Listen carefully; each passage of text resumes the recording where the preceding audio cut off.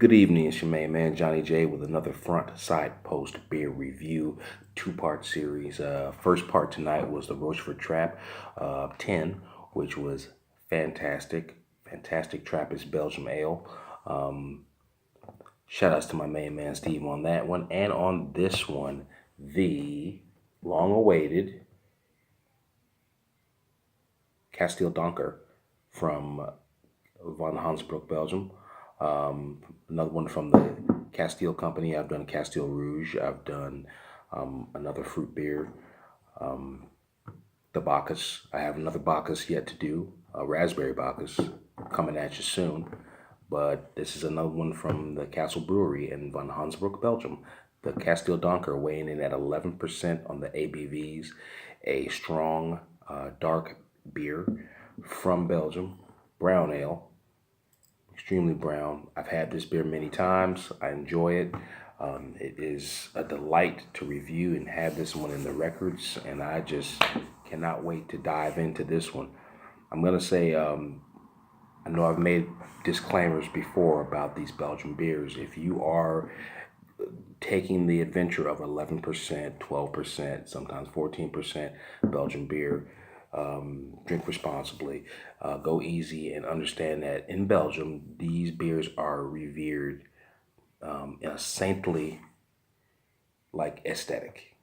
They are not to be played with, not to be messed with, and people will sit out with one of these beers for hours and drink. So I'm going to do my best to give you the exact rundown on how I feel about this beer in all its complexity, because it's a very complex brew. So I'm going to dive into this one quickly. I got the Shark. Recommended glass for this beer is a tulip glass, a tumbler, or a Trappist. These are the styles that were recommended through a website that I visited. So it's kind of insider beer language, insider beer expertise. But the Trappist glass, definitely for KASTEEL Donker. Got the Shark. Shout out to the Shark. Let's see what we get here on this smoke. Ooh, you've got to be kidding me. That's some sexy smoke. The smoke is still rising, still going strong. Finally settling down. Amazing. Pre-nose. Oh.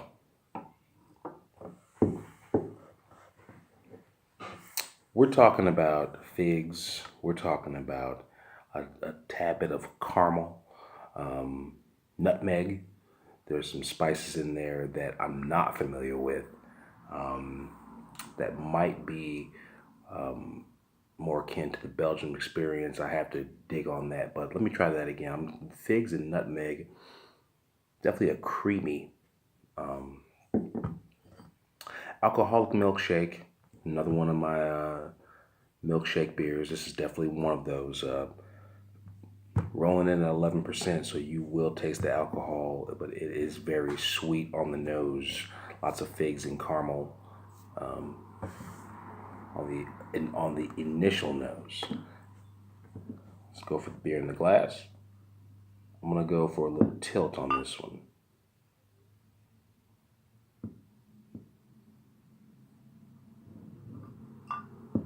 I'm gonna do straight on.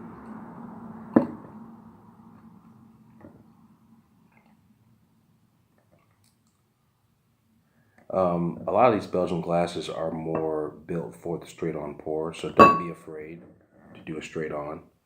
And I have been very casual these days about my pour, so I take my time. With a great beer, great responsibility, and great time. We can see that there's really not a whole lot of head yet on it, maybe a one finger head. But I swilled, nice little swill in there, and chill.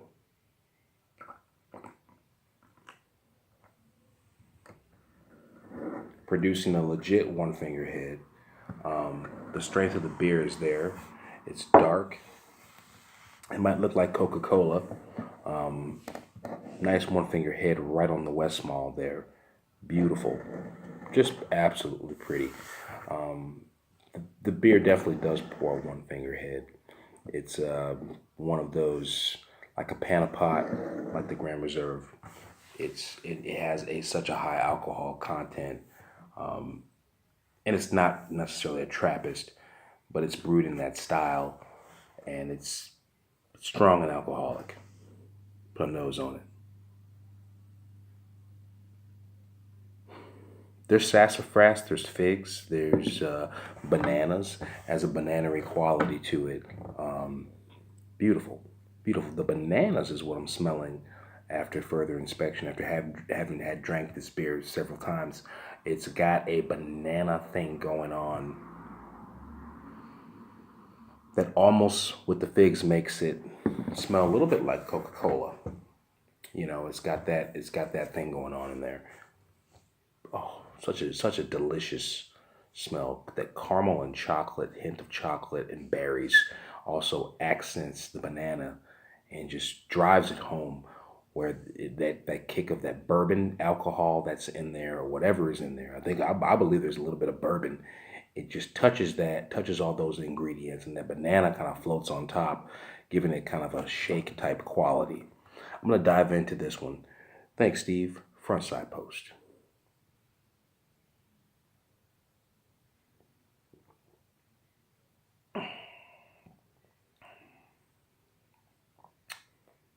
What the hell? Might as well.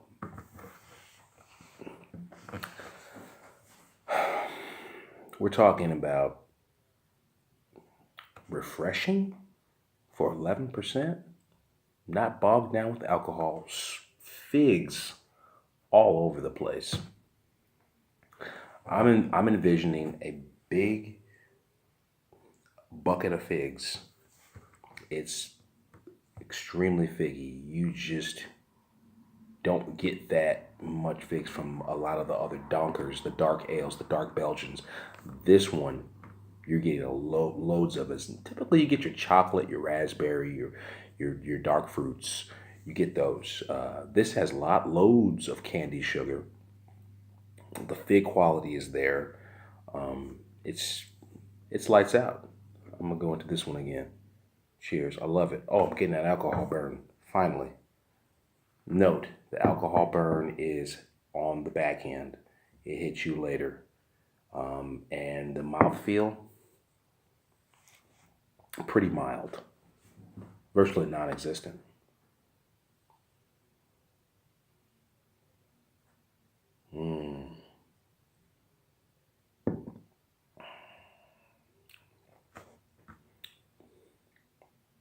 That sassafras fig combination is unbelievable. Pure cane sugar, chocolate, caramel. Such a super treat. I bet if you put this with a KASTEEL Rouge, you'd get some pretty interesting results. Like I said, this is the KASTEEL Donker, weighing in at 11% on the ABVs from the Castle Brewery in Von Hansbroek, Belgium. And thanks, Steve, once again. It's your main man, Johnny J. And I'd like to say on behalf of Frontside Post Review, keep it right, keep it chill, keep it tight, and I will see you tomorrow night.